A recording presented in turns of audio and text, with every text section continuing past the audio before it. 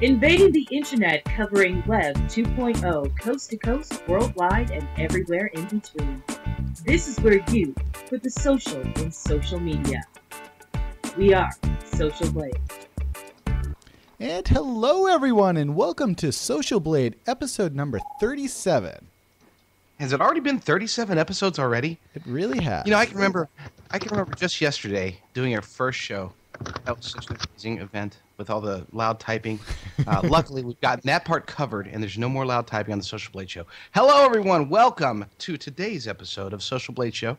This will be a very, very short show today because I got to go do my taxes real quick. But otherwise, it should be a good one because this week was absolutely loaded with social media goodness, wonder, and some controversy coming from every direction. I am one of the hosts, the co-host, as well as a producer of this show. I'm J.D. Rucker.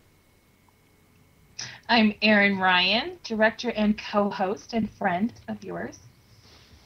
My name's Victor Barrera.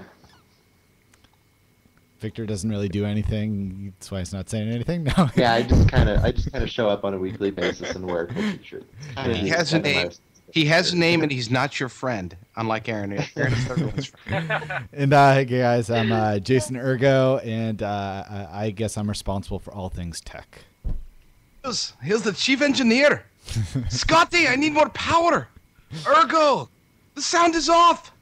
Okay, so that was Captain Kirk Scottish style. We have with us today a special guest. We have Jeff CRYDER, who, as you will soon find out, is, what's the best way to put it? Jeff has taken social media from a business perspective and turned it on its head without pretty much knowing a whole lot about it. He came in, he saw, he learned, he put it together, and now I am proud to call him a pro when it comes to social media.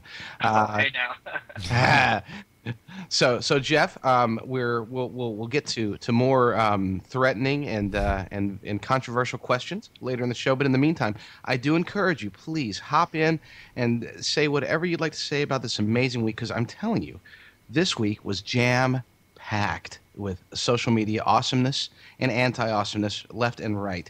We got big names. We got Twitter. We got more Twitter. There's a little bit of Google and then more Twitter in it. We'll start off with a little bit of Urgo. What do you got for us? Do you have anything about Facebook or YouTube or Dig or anything like that? I don't think I do. I got lots and lots of Twitter though. Twitter. Yeah, actually, this week Twitter was holding a conference. Developer conference out in San Francisco called the Chirp conference. It's actually their first conference that they did, and during it, they released a lot of information about Twitter, sort of some of their plans for the future, as well as what they're doing right now. And one of the things they mentioned was they have a total of 105,779,710 registered users as of when they were giving this talk or whenever the person put that slide together there. That's just an insane amount of users there. In addition to that, they're gaining a total of 300,000 users every single day. Just an amazing amount of people that are using the service now. They're getting actually also 180 million unique visitors a month. And one thing that is kind of unique about all of this is 75% of that traffic doesn't even come from Twitter.com, where Aaron is the only one that goes there. It actually comes from third-party apps like TweetDeck, Seismic, Tweety, all of those fun apps there. So, You said 105 million? 105 million. 105 million registered users. So that means that as far as actual real humans, they're probably approaching the 30 or 40 million mark. That's probably all right. I mean, 300,000 people or users a day. Yeah, those can't all be real human. If you negate mine and Victor's accounts and all of our other accounts, they're actually approaching 100 million users on Twitter. Yeah. That's ridiculous. I mean, I know a lot of people put stock in the number, but seriously, like, of that 105 million people, how many people actually use Twitter on a daily basis? That's my question. That was one thing that was asked also. They didn't actually really have a good answer for that because they sort of copped out. And what they were saying is a lot of people also, I guess, that use the service or at least consume the service don't even actually have an account per se, because you can consume it in all these other ways and just read the information. So yeah, they wouldn't at least tell how many are active and other than 180 million unique visitors in a month, it gives you at least a little bit of information. Beyond the number of people on there, though, there was actually something else that was interesting that actually sort of covers our next couple of stories here.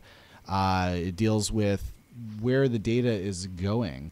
And what Twitter has announced is they're going to be donating the entire archive of every single tweet since they were created or they started the service back in 2006 to the Library of Congress. So every single they're doing them tweet. a huge favor. I guess my question is, really, what's the point? Yeah, what's the point? I mean, they're going to have millions and millions of tweets about people, taking a crap. And I mean, what value does that add to the Library of Congress, though? That's my question. That's a very relevant question there. I would say that, a lot of it doesn't necessarily say anything altogether useful, but it does give insight into our culture here. And that agreed. Totally. Yeah, because totally. I mean, wouldn't you? All right, just think about this. If there was Twitter or something back in caveman days, we'd know exactly what they were doing then when we were trying to study history and looking back. 2,000 years from now, people will actually be able to see exactly what we were talking about. I would even go so far as to say not even 2,000 years from now. I'd say 2 years from now. 2 years or less. Yeah. No, totally. Exactly. Yeah, I mean, I agree. Something that can really be, even think about the 60s. What if we had tweets in the 60s and we could look back? Now imagine this, not so much, all this compiled data, blah, blah, blah. Right now we can't do a whole lot with it, but imagine in 3 years, 5 years, 10 years, 6 months, who knows how long it's going to take, but at some point they're going to be able to take this data and have truly amazing basically results or bring out information about cultures, predictive styles, things. We talked about that last week, how the data, even in its infancy of being compiled and understood, it still is just a wealth of knowledge. And I agree with Victor. Don't get me wrong. I think it's like well, okay, thank you for giving us. It's kind of like a bad Christmas gift. You open it up and it's that really ugly sweater with a reindeer on it, and you're like, oh, thank you, Auntie. I love it. I'm sure that the government's thinking, okay, thanks. Great. We've got 180 billion tweets. This is I don't know what to do. Call Obama. Tell him to cut taxes all across the board. Now that we have these tweets, everything's fixed. No, okay, so that's not the case, but you're both right. So I'm going to agree with everybody. Jeff, what do you think? Well, I think it's pretty interesting in the fact that, everyone kept saying, Twitter might not be here in a few years. Twitter might be going away. But think about the importance of, forming your brand or picturing your brand in 140 characters. I mean, that's what it's going to be in the future, is people are going to look back and, what was your brand in 140 characters? Who were you in 140 characters? And it really makes it, it cements Twitter. I mean, it really does. It's one of those things where if we're going to be looking in the future at tweets, Twitter's not going to go away for a long time. I guess, I thought about it for a split second, and, this is actually genius. I mean, if civilization collapses, what's left? Hey, we have all these tweets. I mean, we can tap back into the era when, Shaq and Oprah were tweeting, and, the date Coco got on Twitter. I mean, these are important landmarks of the foundation of our society, and I understand the importance of it. No, but really, I mean, as an asset to civilization, yeah, I think Twitter does add a lot. It gives people a unique way to express themselves, a unique way to engage with the culture, and so in that sense, maybe there will be a point in the future when, Twitter doesn't exist and it's something else, and, they can look to the Library of Congress and be like, oh, that was a great time in history, that was a great time for technology, maybe, we'll see. That's what I was going to say, too. Like, what if Twitter just does disappear one of these days and it becomes our, cassette tapes and we've upgraded to something else? It'll be nice to have that archived, Yeah. Well, luckily for us, luckily for you in particular, Aaron, Google is already heading in that direction. They are taking a real-time search from Twitter and now allowing you to replay it, very similar to replaying it in a cassette tape. It's called a basically a timeline replay. That is, to me, this is absolutely brilliant. Again, from the data perspective. So Google is allowing people, and this is in beta, and of course it's going to be in beta for another 7 years. By the time Twitter's dead and gone, it'll still be in beta. But that's just my anti-Google thing. But no, seriously, when it comes to this replay feature, basically what you'll be able to do is you can pick out dates, times, look back, and see what has been tweeted, what was the buzz, what was happening. You could look back and find out, what was the sentiment in the country when the healthcare reform, for example, the vote was happening. What was going on? What were people saying? Were they talking about aardvarks? Were they talking about Obama? Were they talking about Twilight? Ooh, I said Twilight. Ooh. No. Take it back. Take it back. We might have to boot you off the show, JD. We told you about that before. We warned you. We're like, no Twilight. You can't talk about Twilight, please. Jeff, yes, and Jeff and those in the audience who don't know, there's only one banned word that can be discussed on the SocialBlade show, and I just did it. I'm going to have to. You dropped the T word. I dropped the T word, and I can guarantee you there will be like some kind of I'm going to get just chewed out major later. But anyway, so yeah, what was the sentiment? What was going on at a particular time of day? And they put it in a timeline format to where you can isolate things. This is going to be amazing. Not so much for I really don't think it's going to be so much wonderful for us as individual users, but A, from a historian perspective, B, from a just a data mining perspective, understanding what was the sentiment, and then what was the effect. How good was Twitter, and reading that Twitter sentiment at understanding what's happening in the real world and what the people are actually saying and thinking and talking about.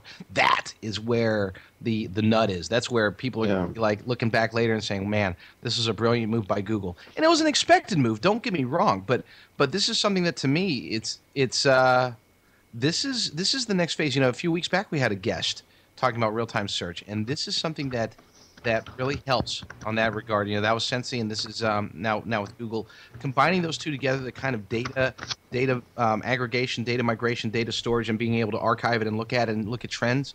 Wowzers! That's all I got to say. Wowzers! It's amazing. What's interesting, JD? Go ahead, Jeff. What do you got? Yeah. I got a quick question. Is it also going to, let's say, if you search Starbucks in Orange County, will the map come up with the location of your Starbucks as well as the tweets that are happening real time, kind of like what you'd find on Foursquare? Yeah, absolutely. Right now you can, the way they have it situated, and that's a little bit separate from the timeline aspect of it, but the real time search was rolled out, and it won't just be Twitter. They've also got it set up to where it'll check on MySpace, Facebook, Google Buzz.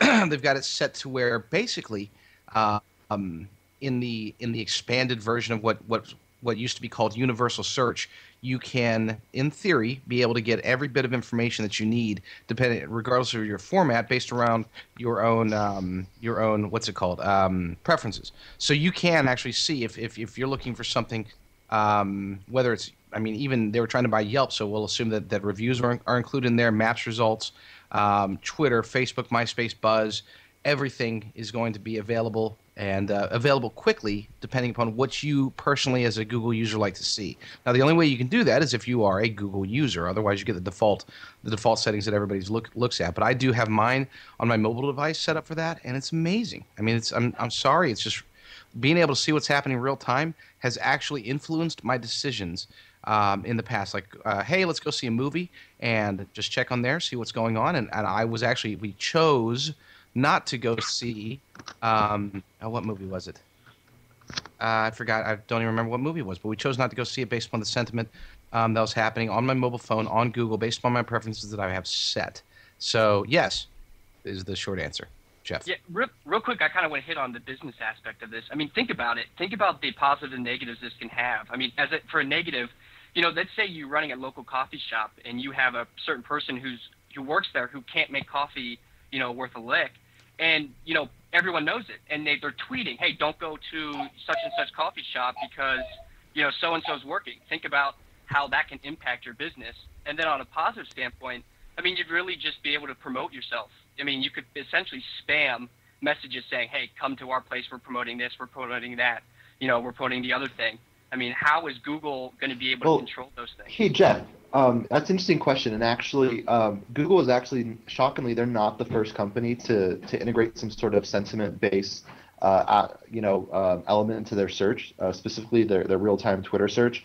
People browser, I'm not 100% certain, but I believe they were the first company to integrate an official sentiment, kind of facet to their real-time search engine, specifically their Twitter search engine. And the way they've actually combat stuff like that, because they've thought about this, they've thought about, all right, well, why don't we just flood Twitter with 1,000 accounts that we just made, saying, oh, well, our coffee is the best, our coffee shop's the dopest. The way they do it is they analyze things like weight of followers, and things like ratio, like how many people you're following, how many people are following you. They basically created a separate type of algorithm to measure the influence, measure the quote unquote authority for these kind of things. So although I think gaming, it's definitely possible. I think the real marketers out there are going to try to set their bases right, and really start a more organic sort of grassroots campaign that integrates accounts that have good follower ratios, that actually have some good velocity with their tweeting, because the chances of those getting indexed, chances of those results being aggregated to actually mean something is more likely when you use kind of real people with real influences, so to speak. Well, I mean, as Greg says here in the chat, rather than letting other people give you an opinion of something, you should probably just experience it for yourself. I don't know. I mean, we like reviews. We like. Yeah, I mean, let's say but... I haven't been to New York in like 5-6 years. Let's say I visit New York, and there's a restaurant that I've never even heard of, but I'm hearing from a lot of people, oh, you got to hit this place up, it's good. Things like Yelp, really do help. Foursquare even. Look at the tips if it's a popular place. You can get access to basically other people's experiences through these mediums, and I can make my choice accordingly, because the ratings, the average 4.5-star rating just means that this is going to be awesome. We depend on these technologies so much to tell us what's good, what's not, because we don't want to waste our time trying everything out for ourselves. We just want to go right to the good stuff. And sometimes these fields of audiences that have already been there, that have already rated the place, help us out immensely in those ways. Yeah, I mean, and that's what I was going to say basically, is that, we do rely on reviews. We do rely, when we go see a movie, we like to know what other people had to say about it without having to waste the money. But, at the same time, I do think that we still need to take the time to experience it ourselves, but aren't we then going to go online and share it, which is kind of like a review. So it's kind of nice to have Google there to help us out. Yay for Google. Yay, Google. And Twitter. Yay for everything. Roll with it. Yeah. So speaking of reviews and other things related to that, Twitter actually finally, people have been asking about this for months or years even. They finally this week decided to roll out their advertising model. What they're calling it basically is promoted tweets here. And what companies will be able to basically do is, okay, so they decide they want to participate in this program. They'll craft a tweet it out, just like any other tweet. Then they'll go into this the interface for this program here, and they will say that they want to buy the keyword X, Y, and Z. And when they do that, then they start promoting this tweet. Right now they're only doing it in search. So if you search for coffee, for example, you'll get Starbucks showing up on there. It's an example here of what it looked like earlier this week here. Actually, I searched for the now playing, one of the trending topics here. And we got an ad for Starbucks showing up. One of the things they're doing, though, to make it so this isn't just, and not anyone can put a tweet up here, they're doing something called, or they're measuring something called resonance on there, where they're basically taking sort of some statistics from how many retweets it gets, how many at replies it gets, how many times it's clicked on, and all sorts of different things related to that. And they're sort of comparing that to the other stats, compare, if this person is normally getting 1,000 clicks on any link that they tweet out, and the sponsored tweet only gets 5 clicks, then obviously it doesn't have a very good resonance. So then they'll end up taking the tweet down. So instead of doing the dig model where if you don't like it, you bury it and you have to pay more, Twitter's opting to just remove it completely from the service if it's not resonating with their users. So what do you guys think about this new service or this new ad platform? Do you think companies are going to go for it? I love it. I'm just going to jump right in and say that I love it because I wrote a blog post about 4 weeks ago that says, no matter what Twitter does to generate revenue, I'm going to love it.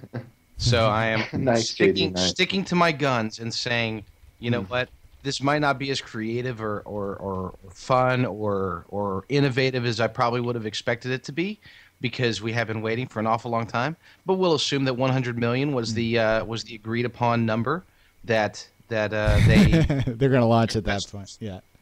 Yeah, pretty much. That they probably said, their investors said, look, once you get to 100 million users, let's launch the revenue model, and here's what it is. So it wasn't that they were waiting because it was like some tremendous development. They were waiting to get us to come in and do it. Mm-hmm. So yeah, I love it because when Twitter goes public, I'm going to buy. And in the meantime, I am also going to launch my own sponsored tweets program. So anybody who wants Zero Boy, just send me $5,000. Well, you see that you bring up a good point there. There are some other sponsored tweet programs at the moment. I really think that those are going to be going away. They didn't really say for sure, but it sounds like that they're going to be discouraging them. They won't be able to bust me, I promise. Well, here's the thing. You make a good point, Urgo, and that's actually one of the first thoughts that came into my mind when I was reading the story was that, the guys at Adley, great guys, but, fundamentally their business model is going to be pretty much obsolete by the time Twitter really rolls out a kind of full-featured way to integrate things like sponsored tweets into their search, and, I know that the people at Adley are they're hooping and hollering initially when they launched because they're like, oh yeah, we got all these celebrities that are advertising in stream, but there's really been a huge decline in the number of onboard celebrities who are actually doing that. A lot of them phase that out because they're getting a lot of feedback saying, hey, like Shaq, why are you tweeting about this? This is totally irrelevant. Like you should be tweeting about like you and basketball and stuff. And this is a much, I think, easier to take in way of figuring the in-stream ads that they're pointing out. Like this is a much better way to do it, and I'm glad that they took the time to figure out one of the most effective, one of the most non-intrusive manners of advertising in Twitter, so to speak. By the way, you mentioned in Twitter. That's one part that I forgot to mention earlier. This actually isn't going to be just in Twitter either. They are going to be providing this once they get the system down a little more. They're going to be letting third-party apps use this as well, and they're going to do a 50-50 rev share on that. So minus costs. So I think they said like 10% costs are associated with that. But yeah, basically third-party developers are going to be able to add in these sponsored tweets also. So be careful. You might see this showing up in whatever app you use. Wow, that is very interesting. Personally, I know that there's a lot of backlash about advertising and about sponsorships and stuff like that, but I'm not against. I don't think that companies such as Twitter should not be allowed, or they should basically be allowed to advertise or use their sites to offer promotions and offer sponsorship, because it's the money that they're able to generate through this advertising that makes it to where we don't have to pay for it. I mean, imagine if we had to pay for Twitter. Imagine if you as the viewers would have to pay to watch SocialBlade. But you don't have to because of our sponsor this week, which is HotHardware.com. HotHardware.com brings you the latest reviews, the hottest technology, and everything that you need to know, regardless of what you're looking for. If it's technologically sound, if it's good, if it's bad, the place to find out whether or not it's good or bad is HotHardware.com. Dave Altavilla, our close friend and our excellent excellent sponsor who has been with the show pretty much since the very beginning. He runs a tremendous site over there, and I can tell you this much, that the reviews over there are spot on when it comes to reality, when it comes to excuse me, when it comes to sincerity. I mean, there's nothing. He has sponsors, but he doesn't put the sponsors in his reviews. So he doesn't go the Twitter route. He doesn't sneak it past you. He's got his advertisers. Absolutely. When you read a review at hothardware.com, it is real, it is sincere, and he tells it like it is. His team, if they like it, they love it. If they don't like it, then they hate it. That's all there is to it. It doesn't matter how much money you send them. Now, I, on the other hand, if you did want to send me, say, $5,000 to send a tweet out for you, I love whatever it is that you love. You like Monsanto? Great. $5,000? Well, maybe not $5,000. It'd probably be more for Monsanto. But I digress. I digress. I'm just gonna thank Dave Altavilla and our sponsor over at hothardware.com. We're trying to get another sponsor right now. I have sent the letter to Eric Schmitz over at Google to see if we can get Google to sponsor the show. So far, I have not received anything other than a cease and desist, but we're hoping to go beyond that here shortly. In the meantime, Google filed a patent on promo tweets and Facebook. Hold on, I have to collect myself to be able to read this headline because it's so freaking ridiculous. A Google company named Aardvark filed a patent on promo tweets and Facebook messages. Basically, they're patenting what they're calling promotional status messages. Now, before anyone goes and shoots somebody or dies and breaks out in laughing, let me go ahead and try to go through and explain what this is. Okay, so I'm collecting myself. Bear with me. All right. So when you go and you join a service and let's say you join, for example, I don't know, it's just something that's connected to Facebook or Twitter. You sign up for a new site, and you've all seen it. You know, share with your friends on Facebook or share on Twitter that you just joined in it, or invite them to come join the site as well. You know, we've all seen it. Most sites do that nowadays, where if you join it, they give you the opportunity to tell the world through Twitter and Facebook that you joined, and they, so that they can hopefully get more people. Well, guess what? Aardvark, a company owned by Google, purchased by them last year, is is trying to patent it, and it looks like, at least early indications, looks like this may be the case. And if this does happen, I am going to personally go to Australia or Canada or wherever there are aardvarks, and I'm going to shoot one, because I am now officially against the aardvark animal. Because this is travesty. This needs to be. This is worse than hunting whales for food. Okay. Don't bring that up. Okay. We all gotta eat. I forgot. Okay, I'm gonna forget the aardvarks, forget the whales. Anyway, Jeff, tell me that I'm not crazy by thinking this is absolutely ridiculous, please. I mean, I don't know why in the world they decided to do this, but I mean, go for it. I mean, it's worth a shot. I mean, what do they have to lose? Yeah, I guess so. Victor, show me some outrage, man. It's one of those things where, like, I'm not as much outraged as I am just dumbfounded by the fact that a company would think that promotional status messages is their invention. I mean, how do you invent something like that? I mean, Twitter, it's only boomed recently within the past year and a half, but it's been around longer than that. Multiple other services could have claimed this, yet they had the legal sense to not even pursue such an avenue. It's all publicity. It's all press. I mean, the jackasses at Aardvark are doing this so that people might actually know that Google acquired them and that they exist. End of story. That Absolutely. is it. They're not looking to actually achieve anything. They're looking for people to remember who they are and the fact that maybe they were acquired by Google.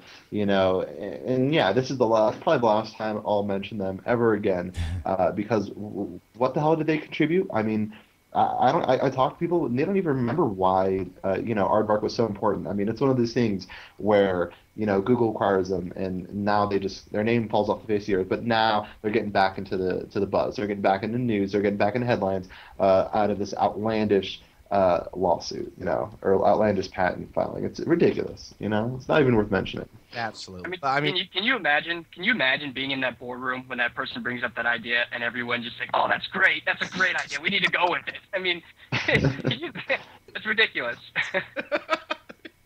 No, absolutely. Yeah. Absolutely. That's pretty ridiculous. But you know what else is pretty ridiculous, man? Kids today, and what I mean by that is kids today and just how much media they're consuming on a daily basis. JD, you've got teenage kids. I mean, what do you think of just the level of media consumption that's occurring? For let's say 18-year-olds between like 13-year-olds. I mean, you've got a firsthand experience about it. What do you think? I'm going to Orlando next week, where there's Disneyland. And the week after that, I'm going to RaffleCon, where there's going to be some YouTube celebrities such as David after the dentist, the father and son in that viral video, and guys from various social media sites and stuff like that. And given the choice between Disneyland and RaffleCon, he flat out pretty much sold his scholastic soul to me. Promised A's if I would just take him to go to RaffleCon. So that's awesome. These people. Hey, that's a good trade-off, honestly. It better pay off because he's Anyway, we'll get into that later. But no, but I mean, yeah, he spends as much time on YouTube, if not more time on YouTube and sites like that, than he does on Xbox 360. I'm not kidding, and he's got Modern Warfare too. So. I would never have believed it, but he spends more time on the videos. Wow. It's interesting. I mean, and you got a unique perspective, obviously, because you've got kids and you're raising them in this generation where the ease of access and just the sophistication of the technology that they're using on a daily basis just totally eclipses anything I was used to when I was their age. And it's relevant because, I was reading Business Insider the other day. And they made this report talking about just briefly basically the media habits of today's youth. And the Kaiser Family Foundation did this huge survey, and a lot of the details are fairly surprising, and some not so surprising. Mostly surprising in the context of just the quality, not the quality, but the pure quantity of media that they intake on a daily basis. I mean, we're talking smartphones, computers, Xbox. I mean, they can use Facebook from any of these platforms. They're digging, they're tweeting, they're on MySpace, like you said, they're on YouTube, they're all over the board. And just the amount of information that they're processing on a daily basis is astounding. That the results and the findings of this study are just pointing towards the fact that today's youth, this new generation, which I guess you would call Gen Y if you had to really brand it, is just leaps and bounds beyond any other generation in terms of how much information they're really taking in. And I think the implications are on multiple levels here. One, they're saying kids who take in the most media, the kids who consume the most media, actually do the worst in school. And at first glance, that sounds kind of outrageous, but it makes sense that your brain can only process and take in so much information that if you're taking in all this info throughout the day, and let's say it's a school day, that it leaves their minds kind of not as much room to work with in the classroom. That they're more worried about watching the next iJustine video and then reading the next crack.com article than learning about algebra 2 during the day, which makes sense to me. I mean, if I had my iPhone back when I was in school, I probably would have failed out because I would rather be on my iPhone reading up and checking in on what's really happening on the web than listening to my boring stuffing teacher talk about chemistry. Straight up. That's how I think. Yeah, I mean, let's take a moment and reminisce. I mean, I'm from Generation X, and it's like, I remember the days of tag and playing hide and go seek and wanting to be outside. It's all about wanting to be outside, and we used to play games like Nicky Nicky Nine Door. And so now it's like, I mean, I had some I had Game Boy, but those were only played when we had long car rides. And I had Speak and Spell, and I had, the original Nintendo. But we played that on Saturday mornings and spent the rest of the day outside. So it's like, now you look at it, and although I'm all for technology and I'm all for kids getting involved, I think there needs to be a balance. Because, having the concentration to sit down and read a book or to listen to an audiobook, for example, they can do other things. But you have to have the concentration to actually read a book. So I think we need to find the balance on the technology and on bringing the old school ways and values that we've had while we grew up back into the children of today. What do you guys think? I just want to know what the heck Nicky 9 door is. Oh, Nicky 9 door. Okay, it's when you, it's when you go and you knock on someone's door or you ring the doorbell and you run away. And it's the funnest thing ever. Okay. When you're 10. I got busted doing that one time. Oh, okay. What did you call it? Ring and run. Yeah. Oh. Cultural differences. I was always the ringer and the runner while everybody else was down the block. Ding dong and dash. Ding dong dash is what it's called. Yeah. That sounds so dirty. But no, I would always the one time I got caught, I got busted one time. I just happened. I'm ringing and I see this guy coming around the corner as I'm ringing, and so I plummet. I mean, I jump off the porch and I'm booking it. Okay, and I was pretty fast back, about 60 pounds ago, and man, I'm going, and this guy's just keeping up with me. And I'm thinking, what the heck? I'm pulling away from him, but I'm getting tired because I'm sprinting, and I go about 3 or 4 blocks, and I mean, I hit the wall. I'm just done. Okay, I can't move. I'm like a cheetah. I start to lay down in the middle of the street at night, and it turns out this guy's a marathon runner. He was training for the New York Marathon. True story, man. True story. Finally, he gets me, and it's like, yeah, man, I just had to use the bathroom real quick, and you scared me coming around the corner like that. So, can I go now? I mean, okay, so what do the kids have to tell today? Think about it. You have that story that will live with you forever. Well, kids nowadays, they just, they troll YouTube and they troll blogs. It's the same thing, same deal, just on the digital landscape. Maybe it's because I'm biased, because I grew up in that different time, and, I would miss out on those things. I miss them now, being an adult. But, I think about the kids of today, and it's like spending all your time on one thing, even though you get to do a variety of things, is not, in my opinion, is not as healthy as, that's like just sitting your kid in front of a TV and allowing them to change the channels, I think there needs to be a mix-up. That's my thought. Cool. I also have another thought about Facebook. I love the book of all faces. So here's how you can be the face on Facebook. And there was an article, according to the article written on all Facebook, there are 10 ways to brand yourself. But we're going to do 5 quick steps to building your brand on Facebook, okay? And we tend to agree with these steps because they have worked, and our guest here today will definitely share some of his tips. But Christopher Parr, he directs the social media efforts for Sub-Zero and Wolf, a luxury kitchen and appliance maker based in Wisconsin.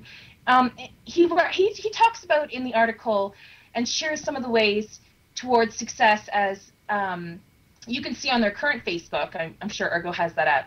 However, if you apply 5 of these tips, you will be able to share your very own success story. So, number 1, you want to create your page. Okay, pretty simple. But then you want to nurture your page. There are over 400 million active Facebook users today, and approximately 50% of those users are signing into Facebook every single day. So whether you like Facebook or not for personal use, it's definitely the place you need to be for your business. This is the place where you can connect with your followers from near or far, and people are starting not to be like, they don't like being called fans so much anymore, because there's another separation there. So start calling them your followers or even your friends, even though it's a page. Remember that just because you build the page doesn't mean that you will have people that will want to join. So you need to nurture it with some time and attention. Like anything else, it will grow. Number 2, don't fake it to make it. Get real customers. Don't spend the money on trying to buy them or go out friending people that you have no idea what they like or don't like in hopes that they will fan your page. Your page will not explode overnight. So unless you pay for them, your real followers are not going to just automatically appear. However, the real ones that will make your page a page, it will make a page for others that will want to take part in and also connect with your brand.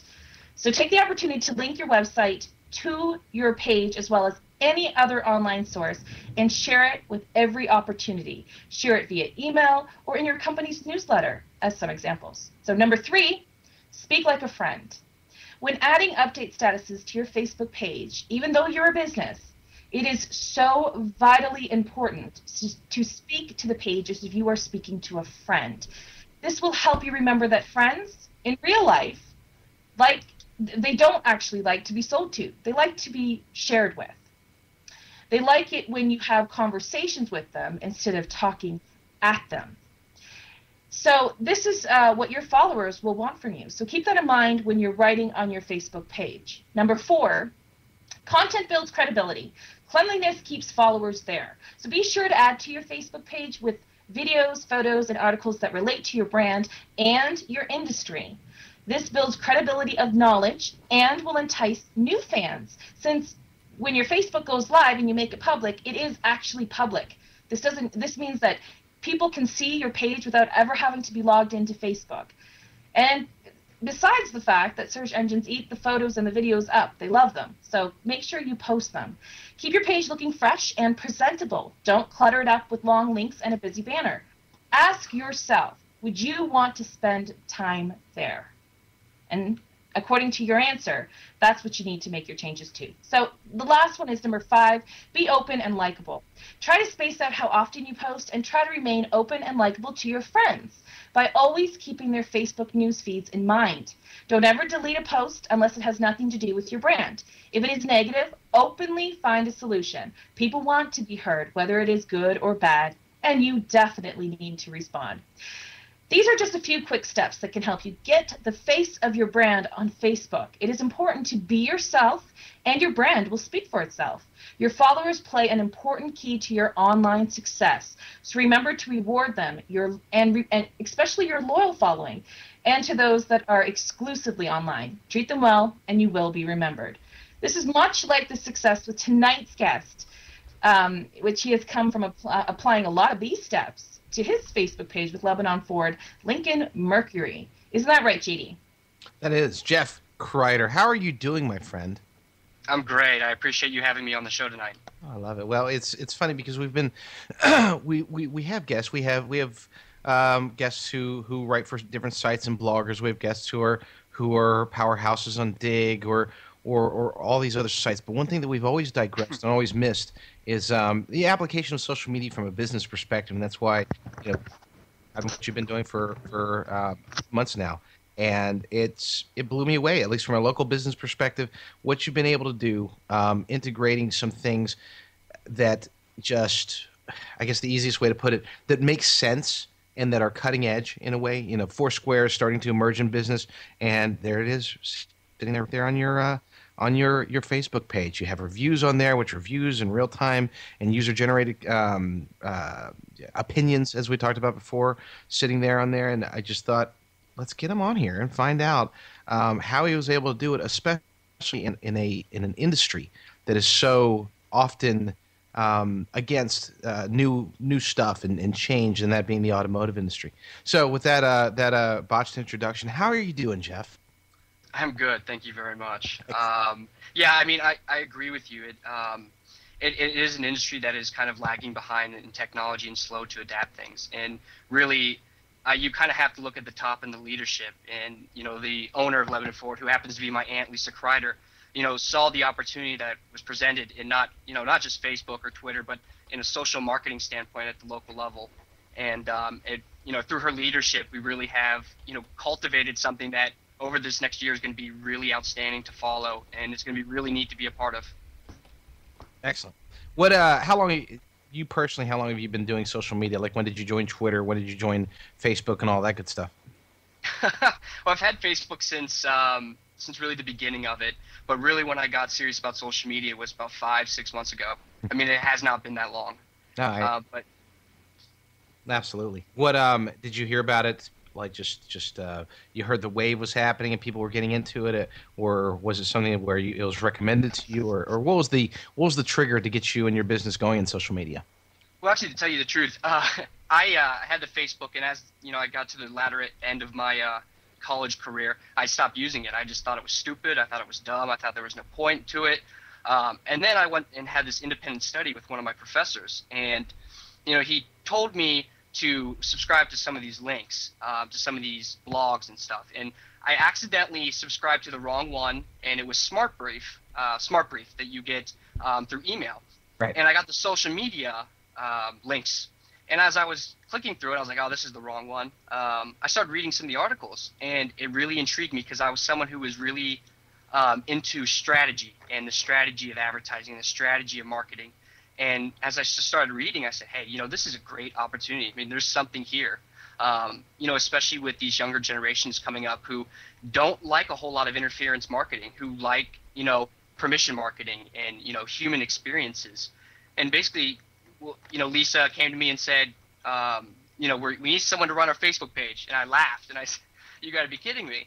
And I came in and, we just hit the ground running from there. What were some of the drawbacks? Like, did you stumble in the beginning? Were there mistakes made? Anything that you could tell other people interested in doing this what they can avoid? Really, just you got to take the risk. I mean, there's going to be some mistakes made. You just have to understand to minimize those mistakes. Lisa and I always talk about there's not a whole lot of expectation of what we're doing in this industry, so we have some room to make some mistakes if there are those that are made. But you really just have to take the risk. You just have to observe. I mean, that's the number one thing, is to observe everyone doing this, and then do your research and just jump into it. But don't jump into it without having a strategy implemented or ready there to to fall back on if things are going awry. So you talk strategy. What is there anything, we know that you're doing Facebook, we know that you're doing Twitter. What other social networks do you think that are emerging or that you're interested in learning about, or that you're already applying that I don't even know that you're applying at this point? I think Foursquare is a massive one. I think Foursquare is something that I really want to jump into, and it's something that I tried to explain to Lisa, and she basically said, "Whoa, we need to calm down a little bit. We're going too quick." And it really is. That's kind of the relationship we have. Is one of, I'm shooting for the stars, constantly trying to look for new avenues, new social media platforms. Constantly looking, what else is out there. Looking 10 miles ahead. And she's got the leash saying, "Whoa, we need to slow down a little bit. We need to concentrate on what's the here and now." But Flickr is another one that's really awesome. Just because you can aggregate all of your video and your pictures in such an organized way, it kind of has become my my library per se. Got you. Is there anything where any big social media sites that you consider to be a waste that basically businesses shouldn't go after? And we're talking from obviously a small to medium sized business perspective, not a corporate level at this point. No, I don't think you need to eliminate anyone. I mean, Twitter might not work for you in your business model. I mean, Facebook might not work for you. I mean, there are going to be platforms you have out there where it's going to work for you, but it might not work for the other person. So you need to look at an approach where you have to be open to all ideas and all channels that are available to you. Gotcha. I'm going to throw you a little curveball here. You're in the automotive industry, and obviously working there, your goal is to sell cars. Do you do anything that you would consider to be spammy or anything in an attempt to get people to buy cars or to be interested in you through Facebook, Twitter, or any other social networks? No, not at all. I mean, we had a Ford rep come down to speak with me about social media and to set up my Facebook, Twitter, and YouTube account, and I kind of laughed, and I kind of showed him everything we were doing. And he said, why don't you just start, mass inviting people? And I said, that's not what I want to do. What I want to do is to build quality audiences through, the content that we're developing. So essentially, if the content is worthwhile and relevant, people will tell their friends, and their friends will tell their friends, and so on and so forth. And that's how you build a community that is engaged and it's quality, not, online acquaintances. Nice. I love it. One of the biggest things, and I have to admit, way back when 2008 and into 2009, I fell into the trap. I went through, and both on Facebook and Twitter, I mass added. I tried to grow. I was all about the numbers and blah, blah, blah. And now, for the most part, Facebook is relatively useless to me. Fan pages aren't, but my personal, I need to go through and eliminate so many people out of my Facebook, and I have not done that yet because it's such a massive undertaking. Same thing with Twitter. I have to use TweetDeck, and luckily there's groups available, or else I wouldn't be able to read anything on Twitter. It all about be whitening my teeth and trying 4x and all of those wonderful tweets that Oprah sends out. Yeah, I would be in absolute trouble. What about YouTube? You mentioned Flickr for video. Do you use YouTube as well? Well, I kind of want to hit. Hold on, I want to hit on that point real quick. Oh, please bring it. You really do see. How do we measure social media success in the auto industry right now? And it really is, fan numbers, follower numbers, and really, social media is viewed just as a crutch or a support for your SEO strategy. And you see, dealers out there who are offering, I don't know, just things, iPads or something or what have you, to fans that aren't, to people who aren't even fans of you yet. Like, why are you rewarding people who aren't fans instead of inviting and engaging the people you currently have?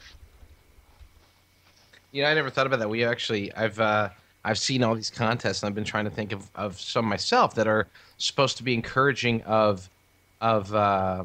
to generate more fans, more followers, and stuff like that. I'd never thought of it from that perspective.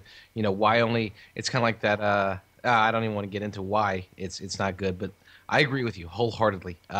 It's sad because you've been doing social media for 5 months. I've been doing it for about 4 years, and I'm already learning some stuff, and you're making me feel guilty. Can we get this guy off the air sometime? I've got a question. So Jeff, you're working with like specific dealerships and specific social media strategies. So in a sense, it's very hyper local, right? Would you say that's correct? Yeah, it really is. So what's your strategy, let's say, in the context of Twitter? From the perspective of running, let's say, a dealership account, what kind of tasks, what kind of upkeep is really involved outside of providing a stream? Is there a lot of work that you're doing in terms of reading the local audience, really finding kind of peak influencers that, maybe relevant to make connections to? I mean, how do you approach it from a hyper-local perspective? The way I'm really using it is a networking technique or a networking platform. Mm-hmm. We're running this Levin and Ford agent program, which is kind of a reflection of the Fiesta movement Ford's doing at the national level. And I'm using, Facebook. I'm using Twitter even more so to connect with people who have large online presences, and try to reach out to them and say, hey, this is the program we're doing. Would you like to be a part of it for a week? Cool. And so you're working like. Yeah. Oh, no, it's all good. I was going to say, sounds like you really work a lot in terms of using tools such as Twitter, Facebook to create, these hyper-local kind of strategic partnerships with personalities that, maybe have some good influence with local audiences. I think that's a pretty sound platform, I guess, to function off of. Because I think it's important that, your following is one of quality and not of quantity. And you really need to find those people who have influence, especially at the local level, because you're not going to have that national legitimacy, and you're not going to have that national advertising budget to get your message out there to everybody. So you really have to look at who is around you.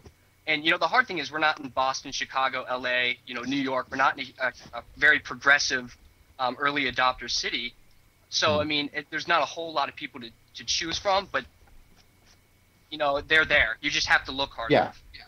Cool. So and I get that, and I know that people tend to think that the brunt of Twitter users are in more like urban localities, but the truth is it's everywhere. Just no matter how small or how large a town or city is, that they have their Twitterers, and because Twitter eclipses obviously a lot more than just the local real estate. So a lot of it's just making connections, creating these partnerships, creating opportunities to interact with people who have local influence. So in terms of how much time, how much time do you really spend a day, I guess, doing this kind of stuff? I mean, would you put an amount of time on there? Is it something that's kind of delegated to a staff, or is it all you? I mean, how do you go about doing this? I mean, it's all me. I mean, it's 24/7 in terms of running the sites, kind of maintaining them, and engaging through the company per se. But I think it's really important to be successful to democratize, your your social marketing strategy. We've written an employee policy for social media at our dealership that is one of that it really encourages social media use at the sales level, not discourage it. And I kind of got my my influence or my ideas for that from the Air Force. Actually, the U.S. Air Force has a great social media policy, and then I kind of looked it over, and kind of twerked it to how it would fit in our dealership. But in order for this to really work, you have to have everybody on board. I mean, it's not just your internet sales manager in his office or your social media director in his office. You really have to get everyone on board, integrated into it, and utilizing it, because it is a way to engage with customers on a level that has not been seen in this industry before. But how do you do it, Jeff? Because a lot of people within the automotive industry and other social media directors might have a difficult time taking the sale out of the salesman. So how would you do it when you go into your dealership's meeting and you present all these ideas and you start throwing out words like Twitter and Facebook? How do they take you seriously? What do you show them as the example or the results? I mean, it hasn't been easy. I mean, you're dealing with people who are demanding immediate results. I mean, they live on a month-to-month basis based off sales. They want to know how it's going to impact them right away. Is this going to help me sell 50 more cars? And, I tell them, no, it takes time. It's something that down the road, after this snowballs and we build a relationship, we start building connections to people, it'll pay off. I mean, it's going to take 6 months. It's going to take 7 months.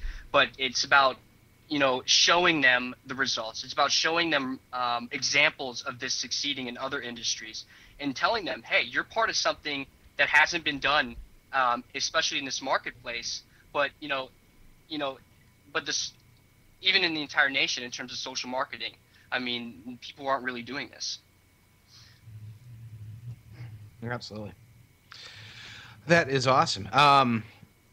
Jeff, I would like to invite you back to the show in the near future.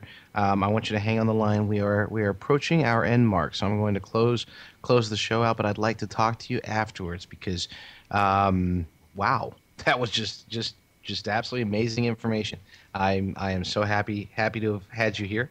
Thank you very much for coming on. Well, thank you very much for having me. Thank you, Jeff. Wait, Thanks, are there sir. any? I forgot to ask. Are there any questions? I didn't ask anybody else. I just kind of jumped in, didn't I? Aaron, you always have questions. Urgo, anyone? Okay, just making sure. I mean, Well, we one had thing I do wanna- just in general, we had a poll actually going in the room during this. Also, do you think social media is important for business? And it was unanimous. Yes, everyone said yes. Beautiful. So yes, it is important for business, and that is just a testament to both our guest as well as our audience who understands. Because quite frankly, in today's world, if you were to answer that question no, then you're just not there. And that's I know You're not there yet. Yeah, you're just not there yet. People look for ROI. They look for this. They look for the different measures. This is a different world, and I think that's the wrapped up point of pretty much everything that Jeff said. This is not sale. This is a completely different experience. Sunday. All right. Okay. Enough of that. Oh, wait now. Fred has a question. How are they Fred. closing the gap? Fred, good old Fred Bliss. How are they closing the gap between followers and buyers? Any clear methods being found? How are they tracking that? So how are you tracking that, Jeff? Well, really, we're in terms of followers and fans and whatnot. I mean, we come in and we ask them, where were you referred to, or how did you hear about us? But we're also looking at how our social sites are, where are people going after they go to our social sites, or where are they coming from? Their kind of online track. We have this Lebanon Ford agent program, and to tell you the truth, I mean, we're on the verge. I mean, we're going to be batting 100 on it, because every single one of these people who are taking out these vehicles for a week are going to be buying them afterwards. But it's very hard in terms of the metrics and measuring it. You have to really look at a bunch of different data and kind of find the correlation between them. that takes a lot of time. What is it that I'm doing? Is this working? And is it result in buys? But really, you just have to have faith. You have to have faith in what you're doing. You have to have faith in you are creating human experiences that, down the road, they'll say, hey, I'm thinking about buying a car, and, living in Fort Lincoln Mercury had a big impression on me. They gave me, Reds tickets, behind the dugout because I posted my, my vehicle online and had a contest. It's just about making impressions and, hoping and just having the faith that after you made that impression, they'll come and buy a vehicle from you. Beautiful. What else? Any other questions? No, I think that was a great way to end it out. It's great having you on, Jeff, and it's wonderful with all the insight that you're giving, not only for the automotive industry, which is very important because they do need to integrate and they need to understand it, but also for business in general. The human touch is really what it comes down to, and you're a perfect example of it. So thank you for joining us tonight on SocialBlade. Thank you very much. Thanks, Jeff. We're going to have you on later, too, as well. Thank you, you wonderful audience, you people that come to the show and watch us, and those even those who watch the show afterwards. We love you all, even if you haven't filed your taxes yet. We still love you. We're not the Thank you, Dave, and HotHardware.com, our wonderful, beautiful, and amazing sponsor. And I will be meeting Dave at RaffleCon. I just found out in the chat. I forgot. Yeah, RaffleCon is in where is it? It's at MIT. Yeah, so I will actually be able to put on my resume going forward that yes, I have spoken at MIT before in front of a large audience of internet people. It was amazing. I was with David after the dentist. When is RaffleCon? It's April 30th and May 1st.